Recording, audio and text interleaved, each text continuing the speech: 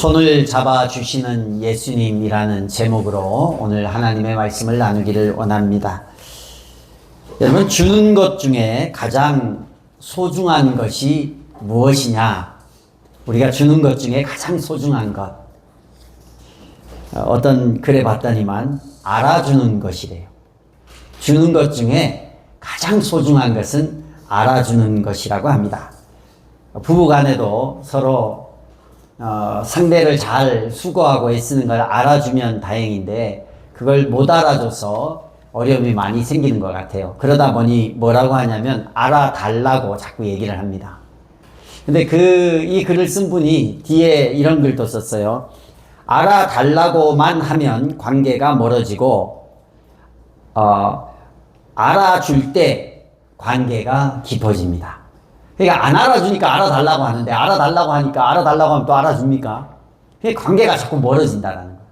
그래서 알아달라고 하기 전에 우리는 상대가 어떤 상황이고 어떤 게 필요하고 어떻게 수고했는지 잘 알아줄 수 있는 성숙한 사람들이 되기를 축복합니다.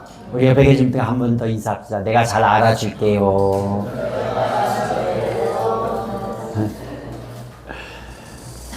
손해보기 싫어하는 세상의 사람들의 모습이 오늘 본문에 보이고 있습니다.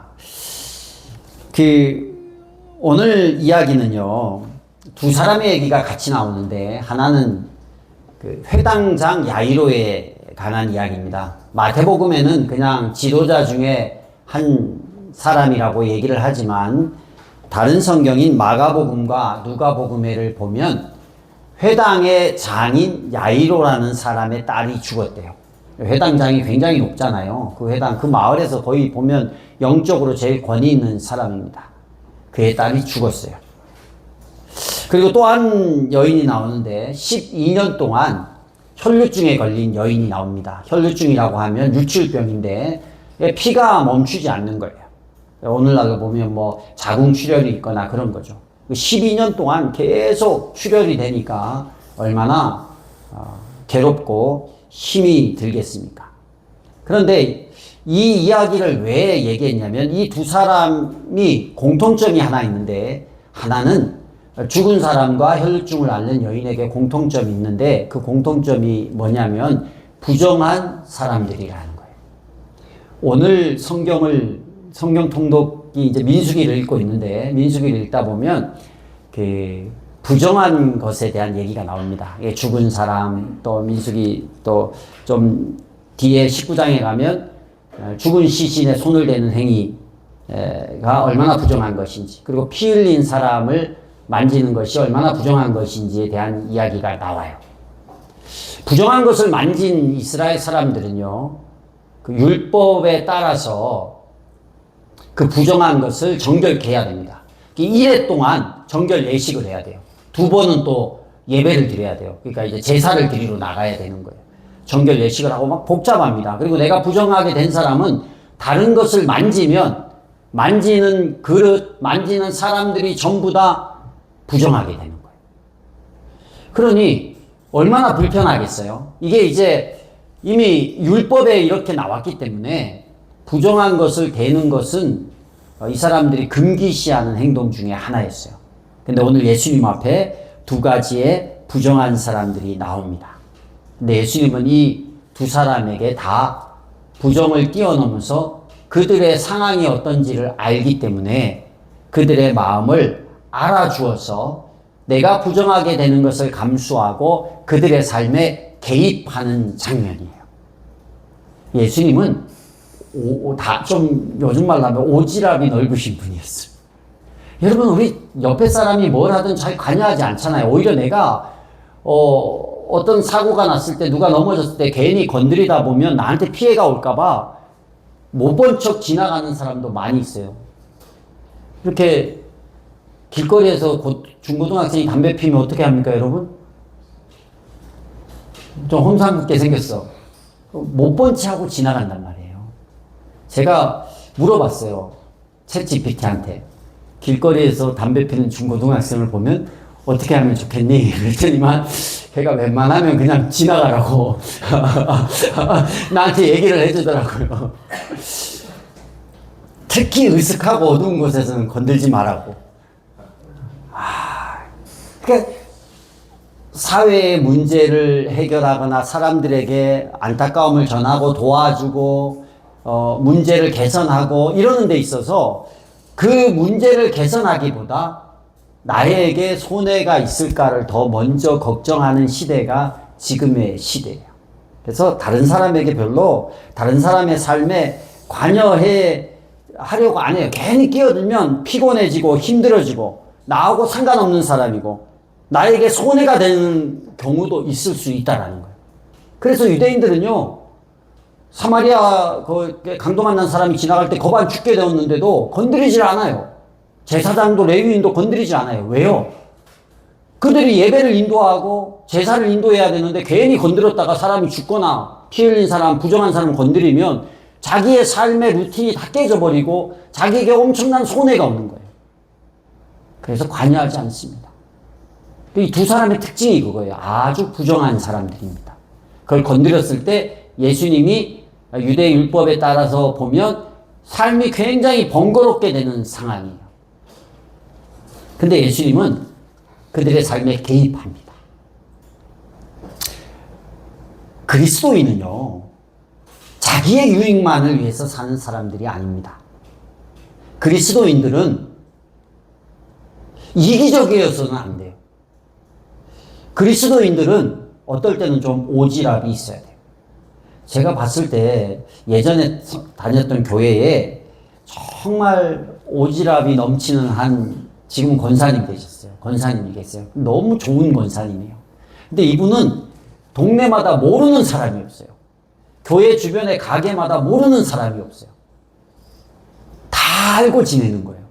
그리고 그들의 자녀들 문제, 그들의 삶의 문제를 다 알고 지내는 거예요. 그리고 그들이 힘든 일이 있을 때 뭘 다 챙겨주고 기쁜 일이 있을 때 다 돌봐주는 거예요. 여러분, 그분을 통해서 많은 사람이 교회로 오게 되고 예수님을 믿게 되더라고요. 얼마나 귀찮은 일이에요. 여러분, 지나가는 동네 사람들 다 알고 지내는 게 얼마나 힘든 일이에요. 알게 되면 경조사도 챙겨야죠. 경조사가 얼마나 많은지 지금 연속으로 이번 주에도 지난주 결혼식, 이번 주 결혼식, 장례식, 다음 주 결혼식 2건, 10월 첫 주 또 결혼식. 아는 사람이 많으면 챙겨야 될 것도 많고 돌아봐야 될 것도 많아요. 근데 그리스도인들은요, 이기적인 사람이 아니고 복음을 전해야 되는 사람이기 때문에 나와 관계없고 귀찮고 내가 손해보는 일일지언정 상대방이 필요로 하면 그분을 돕고 돌아보고 살펴야 되는 그런 사람들인 줄로 믿습니다. 예수님이 그랬기 때문이에요.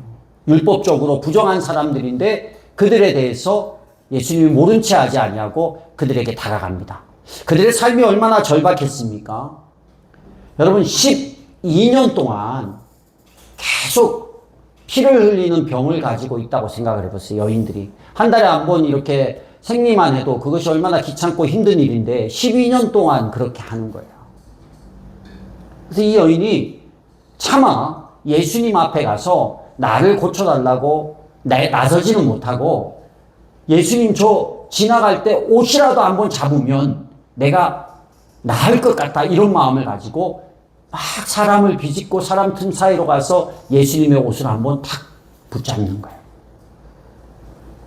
여러분, 그 여인도 유대 율법을 압니다. 부정한 내가 예수님을 만졌을 때 예수님이 부정하게 되고 예수님도 정결 예식을 치러야 되고 또 그 예수님이 만지는 많은 사람들, 예수님의 사역들에게 지장이 갈 줄을 알아요. 그렇기 때문에 그럼에도 불구하고 내 병이 나아야 되기 때문에 몰래 가서 그 옷자락을 만지는 거예요. 절박하니까. 자기 딸이 죽은 사람은 더 하겠죠. 이 성경에 보면 야이로의 딸은 이미 죽었대요. 그러니까 예수님은 잔다라는 표현을 하는데 예수님은 천지를 만드신 분이니까 우리도 다 무덤 속에 자는 자잖아요. 그런 의미에서 살리고 죽일 수 있는 권위 예수님께 있단 말이에요. 그래서 잔다 그러고 일으켰지만 생물학적으로는 죽은 여인이에요. 근데 이 야이로가 딸을 너무나 사랑해요. 회당장입니다. 예수님은 그 당시에 이렇게 존경받는 위치도 있었지만 유대인이나 유대율법을 지키는 사람들이나 바리새인들에게 굉장히 경계의 대상이고 손가락질을 받고 있었어요. 그런데 회당의 장인 야이로가 예수님을 찾아가요. 이게 뭐예요? 절박함이 있는 거예요. 가서 뭐 합니까? 오늘 보니까 18절에 보니까 무릎을 꿇고 말했다라는 거예요. 회당의 장인 야이로가 예수님 앞에 가서 무릎을 꿇고 예수님 앞에 말을 하는 거예요.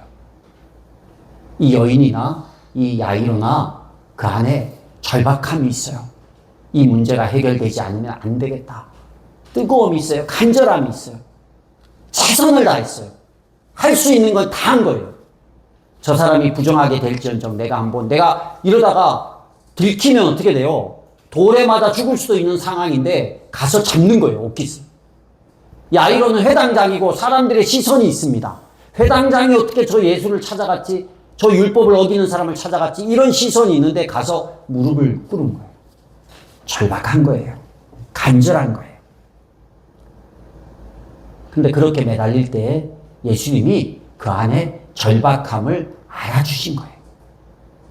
우리는 인간들은 다 알아달라고 하잖아요. 이 여인도 알아달라고 하고 야이로도 알아달라고 했는데 예수님의 특징은 뭐냐? 성경을 보면 예수님은 자기를 알아달라고 하지 않아요. 오히려 자기를 감추어요. 근데 예수님의 특징은 우리의 마음을 알아주시는 분이에요. 그래서 우리는 연약해서 서로 뭐 부부간에도 알아달라 할 수 있어요. 그런데 성숙한 그리스도인들은 어떻게 해요? 예수님의 마음을 닮아가는 사람은 알아주는 거예요. 이렇게 간절하게 다가온 이 두 사람을 예수님은 알아주셨어요. 이들이 절박함이 없이 왔어. 에이, 혈루병이 나으면 낫고, 안 나으면 안 낫고, 내 딸이 살면 살고, 죽은 거 어쩔 수 없고, 그냥 가서 말이나 한번 해보자. 이러고 왔으면, 예수님도 그거 다 알잖아요. 아무 일도 일어나지 않았을 거예요. 예수님은 이들의 마음이 얼마나 절박하고 간절했는지를 알고 계십니다. 여러분, 여러 가지 문제를 가지고 살아갑니다. 인생에 몸이 아플 수도 있고, 환경의 문제도 있고, 또 VIP 데리고, 이 VIP를 어떻게 예수를 믿게 할까? 여러분, 그게 그냥 주님이 알아서 하시겠지, 어떻게 되겠지, 이게 아니라, 우리는 우리에게 주어진 문제와 사명 앞에서 한 번은 절박할 필요가 있어요. 절박해야 된다니까요. 여기 이제 대학 준비하는 우리 지훈이 잘 되겠죠. 대학. 근데 앞으로 직장을 가고 자격증을 따고 공무원 시험을 보든 국가고시를 보든 임용고시를 보든 여러분 절박하게 최선을 다하지 않으면 경쟁자가 많은 데서는 결과가 나오지가 않아요. 결과가 나오지가 않아요. 제가 아는 목사님도 거기 교회 경찰 공무원 시험을 보는 사람이 있더라고. 지훈아. 근데 같이 이제 결혼식장 갔다 오면서 얘기하는데 오늘이 발표일인데 엊그저께였나 지난주 발표일이었는데 연락이 안 온다네. 그래서 아마 떨어졌나 보다고. 그래서 몇 년 준비했어요 했더니 막 3년 준비했대요. 그러니까 여러분 수만 명의 사람들이 매년 모여서 떨어지고 이게 겹쳐져서 그 많은 사람이 경쟁을 하는데 절박함이 없이 이렇게 공부하다가 하다 보면 되겠지 그래가지고는 아무 결과가 없어요. 거기에 정말 한번 내가 이걸 해보고 죽도록 해보고 안 되면 난 아니다 이런 마음 가지고 죽도록 했을 때 이거 포기해야 될지 아니면 계속해야 될지 이런 결단이 생기고 결과가 나온다라는 거예요. 그냥 흘러가다 보면 되겠지 아무 일도 안 일어나요. 다 열심히 하기 때문에. 임용고시는 더 어렵다 하더라고요. 그러니까 절박함이 없으면 목숨을 걸고 한번 거기서 뛰어들어 봄이 없으면 뜨겁게 한번 움직여보지 않으면 그냥 그렇게 사는 거예요. 그래서 여러분 우리 인생에 한번 뜨겁게 절박하게 어떤 문제에 대해서 하나님 앞에 매달려보고 강구해 본 적이 있습니까? VIP에 대해서 한번 정말 그 영혼이 아니면 안 되겠다라는 그런 절박함으로 기도해 본 적이 있습니까? 그렇게 할 때 하나님이 알아준다니까요. 제가 좋아하는 시 중에 안도현 시인의 너에게 묻는다라는 시가 있어요. 여러분 한 번쯤은 다 들어보셨을 거예요. 연탄재 함부로 발로 차지 마라. 너는 누구에게 한 번이라도 뜨거운 사람이었느냐? 연탄재 함부로 찾지 마십시오. 뜨겁게 밤새 데펴주면서 태워서 연탄재가 되는 거예요. 연탄재도 한번 뜨겁게 자기 몸을 불사르는데, 우리가 절박하지 않은 이유는 그게 어떻게 보면, 다르게 보면 하나님의 도움에 대해서 그렇게 간절함이 없을 수도 있는 거예요. 이거 아니면 안 되겠다. 이거 아니면 안 되겠다라는 절박함으로 하나님 앞에 나아갈 때 하나님은 그걸 외면하는 분이 아니에요. 오늘 말씀해 보니까 하나님께서 알아주셨대요. 찾아가셨고요. 만지고 개입하시고 생명을 살려내는 분이 우리 주님입니다. 야이로가 와서 무릎을 꿇고 내 딸이 죽었습니다. 방금 죽었습니다. 그런데 오셔서 손을 얹어 주십시오. 그러면 살아남을 것입니다. 손을 얹어 준다라는 게 뭐예요? 부정하게 된다라는 거예요. 예수님 입장에서 보면. 왜 내가 부정하게 돼야 돼? 근데 예수님은요, 영혼을 살리고 우리를 구원하기 위해서, 율법을 완성하기 위해서 왔어요. 율법은 죄를 깨닫게 하고 죄로 말미암아 주님이 필요한다는 것을 알게 하는 거예요. 그리고 그 율법의 그 한계 가운데 예수님이 오셔서 우리를 율법에서 자유하게 하시고 구원시키시고 새로운 생명을 주시는 분이 예수님이에요. 그래서 가시는 거예요. 개입하시는 거예요. 예수님 따라갈 때 12해 동안 혈증 앓던 여자가 뒤에서 다가와서 예수의 옷술에 손을 대었습니다. 마음으로 손만 대면 낫겠다. 그 야이로와 이 여인은요, 그 믿음은 있었어요. 주님이면 되겠다라는 이 믿음. 그래, 그 믿음을 가지고, 믿음이 있으니까 절박함을 가지고 예수님 앞에 나와서 무릎을 꿇을 수 있는 거고, 이목에 상관하지 않고 무릎을 꿇을 수 있는 거고, 돌에 맞을 각오를 하고 예수님의 옷술에 손을 댈 수 있는 거예요. 그 믿음이 있었기 때문에. 근데 우리가 정말 주님이 도우시면 된다라는 믿음이 있으면 내가 절박해질 텐데, 이건 뭐 내가 이렇게 해서 되겠어? 주님이 돕겠어? 이거는 믿음이 아니잖아요. 그러면 절박해지지가 않는 거예요. 근데 절박하게 나왔을 때 예수님은 뭐라고 얘기하십니까? 그 여자를 보시고 22절에 보니까 기운을 내어라 따라라고 얘기를 해요. 기운 내. 내 믿음이 너를 구원하였다. 예수님은 늘 우리의 문제 가운데 그 문제를 통해서 우리의 영이 살고 우리의 구원으로, 우리의 생명의 회복으로 연결시키는 분이에요. 그 여인에게 그 믿음 때문에 그 여인이 구원도 받고 어떻게 돼요? 몸도 낫는 역사가 일어난 줄로 믿습니다. 그리고 또 가는 거예요. 그 회당장 야이로의 집에 갔을 때 사람들이 전부 피리를 불고 고굴하고 이미 죽은 딸이에요. 근데 거기 가서 사람들이 막 비웃고, 이 여자가 잔다고 하니 사람들이 막 비웃습니다. 그런데 가서 손을 잡고 그 소녀를 일으키니 그 소녀가 살아나는 역사가 일어나는 거예요. 예수님은 세상을 만드신 분이고 생명을 주관하시는 분이기 때문에 사람 한 사람 살리는 것은 우리 입장에서는 굉장한 기적이지만 우리 주님 입장에서는 아무것도 아닌 일인 거예요. 예수님은 믿음으로 절박하게 나온 사람들 가운데 율법의 본래의 뜻이 무엇인지, 우리의 모든 삶의 주 목적이 무엇인지를 보여주는 거예요. 그건 영혼을 살리는 일이에요. 또 하나는 예수님이 사회적으로 낙인 찍힌 한 여인을 살려주는 거예요. 계속 부정한 여인이잖아요. 직장도 못 다녀요. 삶도 힘든 그 여인 가운데 예수님은